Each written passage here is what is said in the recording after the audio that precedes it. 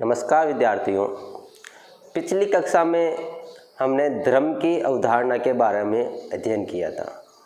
आज हम राजनीति विज्ञान की नई अवधारणाएं शक्ति, सत्ता और वैधता की अवधारणाओं के बारे में अध्ययन करना प्रारंभ करेंगे, जिसमें सबसे पहले आज हम शक्ति की अवधारणा के बारे में अध्ययन करें कि शक्ति क्या चीज़ है, शक्ति किस प्रकार से बल और प्रभाव से भिन्न है, इसकी क्या परिभाषा है, इसका क्या अर्थ है। तो आइए देखते हैं।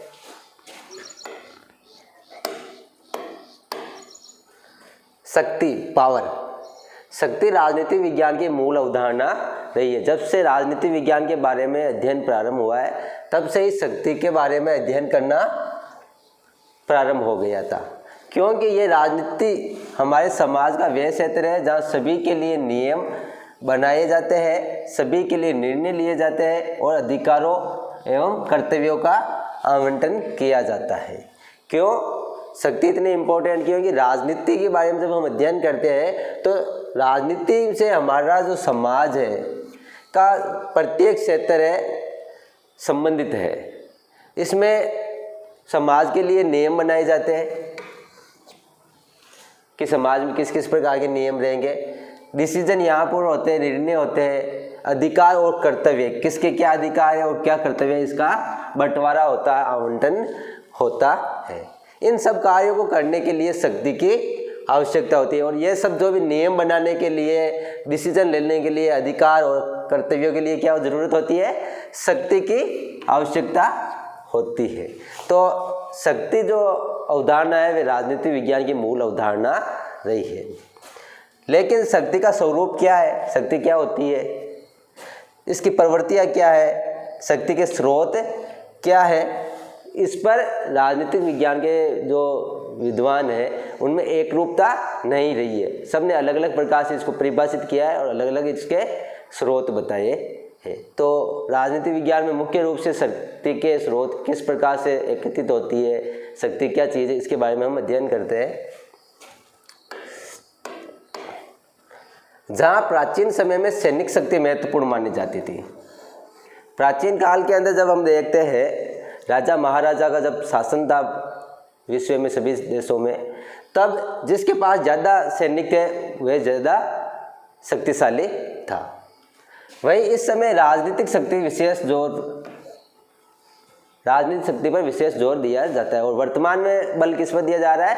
राजनीतिक शक्ति किसके पास ज़्यादा है। प्राचीन काल में सैनिक शक्ति, वर्तमान में राजनीतिक शक्ति पर जोर दिया जाता है। प्राचीन भारतीय राजनीतिक चिंतक मनु, कौटिल्य, शुक्र आदि ने शक्ति के विविध तत्वों पर प्रकाश डाला है। तो भारतीय राजनीतिक विज्ञानवेत्ता कौन कौन से जिन्होंने शक्ति पर विशेष प्रभाव डाला है? तो मनु, कौटिल्य और शुक्र, इन्होंने शक्ति को महत्वपूर्ण राजनीतिक अवधारणा माना है।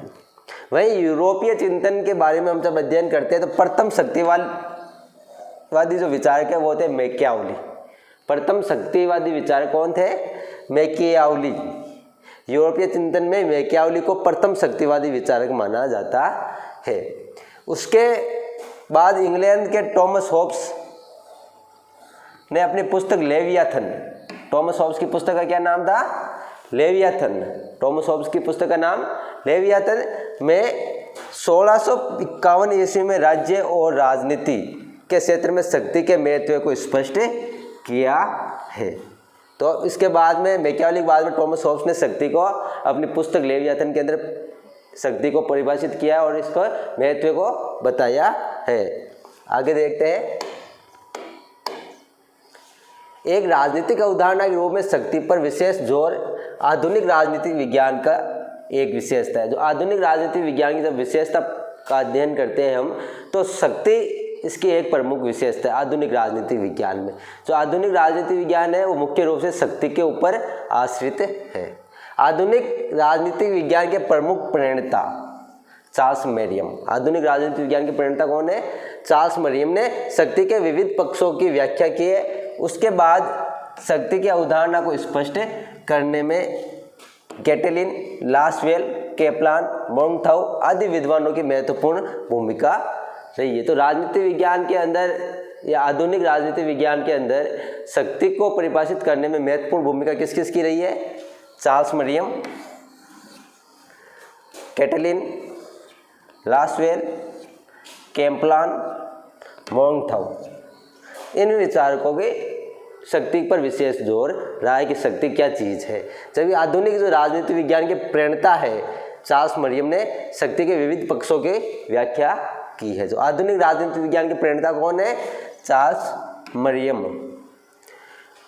कैटलिन ने तो राजनीति विज्ञान को शक्ति का विज्ञान के रूप में परिभाषित किया है। तो अगर प्रश्न आ जाए कि राजनीति विज्ञान को शक्ति का विज्ञान किसने किया कहा, तो कैटलिन ने कहा। राजनीति विज्ञान को शक्ति का विज्ञान किसने कहा? कैटलिन ने। राजनीति विज्ञान को शक्ति का विज्ञान किस विद्वान ने कहा? कैटलिन ने कहा है।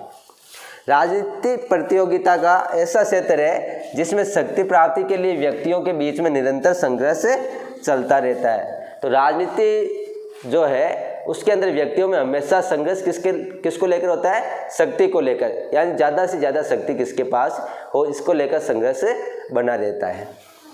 आगे देखते हैं। कैटलिन की भांति लासवेल ने की भी मान्यता है कि राजनीति विज्ञान का दायरा शक्ति से अपरिहार्य रूप से जुड़ा हुआ है। कैटलिन जिस प्रकार राजनीति विज्ञान को शक्ति का विज्ञान कहते हैं, उसी प्रकार लासवेल भी मानते हैं कि राजनीति विज्ञान शक्ति से सीधे जुड़ी हुई है। समाज में एक प्रक्रिया या गतिविधि के रूप में शक्ति कैसे क्रियाशील रहती है, हेराल्ड लासवेल के अनुसार यह राजनीति विज्ञान की मुख्य विषय वस्तु है। हेराल्ड लासवेल ने कहा कि राजनीति विज्ञान की जो मुख्य विषय वस्तु है वह है शक्ति। इसलिए लासवेल ने अपनी पुस्तक का नाम कौन, कब, क्या, कैसे प्राप्त करता है। लासवेल ने एक किताब लिखी जिसका नाम था कौन, कब, क्या, कैसे प्राप्त करता है। इसके अंदर शक्ति को राजनीति विज्ञान की मुख्य विषय वस्तु के रूप में परिभाषित किया है। इसके बाद मैकाइवर ने अपनी पुस्तक द वेब ऑफ गवर्नमेंट में शक्ति को परिभाषित करते हुए लिखा है कि यह किसी भी संबंध के अंतर्गत ऐसी क्षमता है जिससे दूसरों से कोई काम लिया जाता है या आज्ञा पालन कराया जाता है। किसने कहा? मैकाइवर ने अपनी पुस्तक द वेब ऑफ गवर्नमेंट के अंदर लिखा है कि यह किसी भी संबंध, यानी कि शक्ति किसी भी संबंध के अंतर्गत ऐसी क्षमता है, ऐसी पावर है या ऐसा कौशल है जिसमें दूसरों से, जिसके पास अगर शक्ति होगी तो वो क्या करेगा?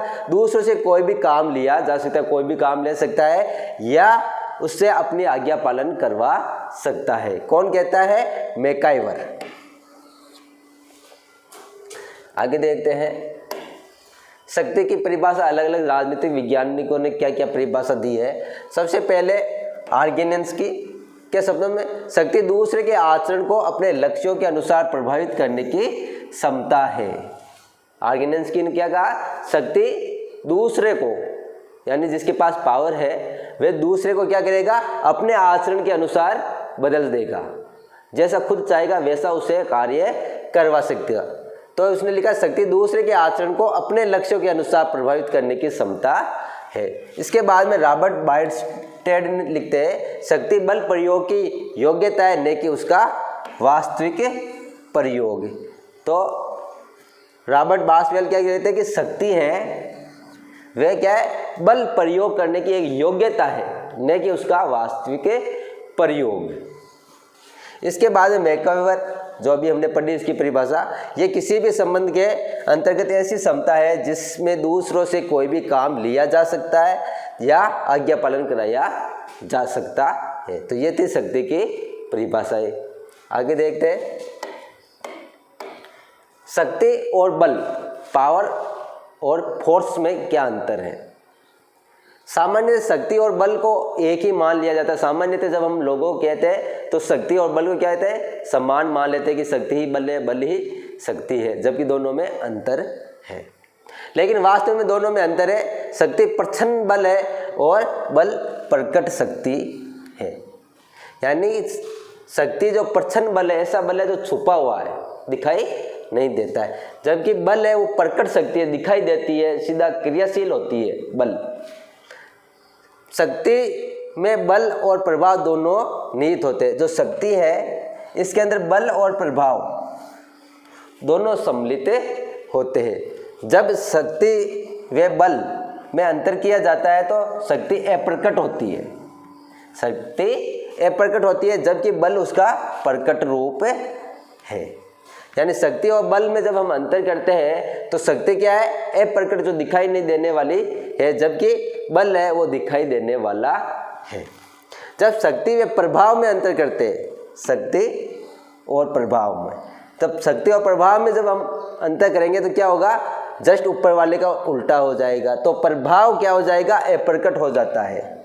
प्रभाव क्या हो जाता है, अप्रकट, जबकि शक्ति क्या हो जाती है, प्रकट हो जाती है, दिखाई देने लगती है। शक्ति अप्रकट तत्व है लेकिन बल प्रकट तत्व है। शक्ति और बल में क्या अंतर है, शक्ति अप्रकट है, बल प्रकट तत्व है। जैसे अब एक उदाहरण देखते हैं, पुलिस के पास अपराधी को दंडित करने की शक्ति निहित रहती है।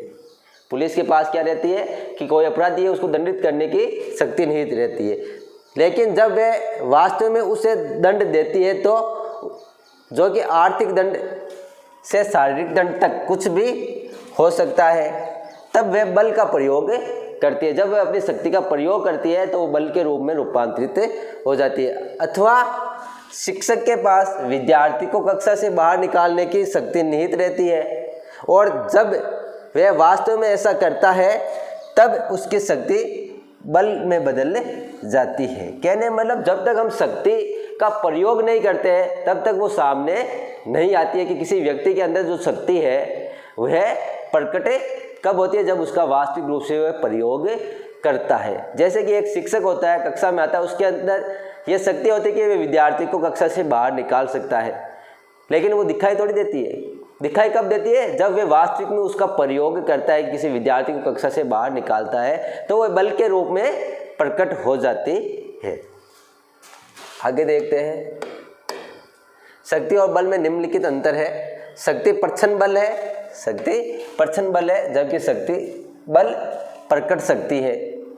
शक्ति अप्रकट तत्व है जबकि बल प्रकट तत्व है। शक्ति एक मनोवैज्ञानिक क्षमता है।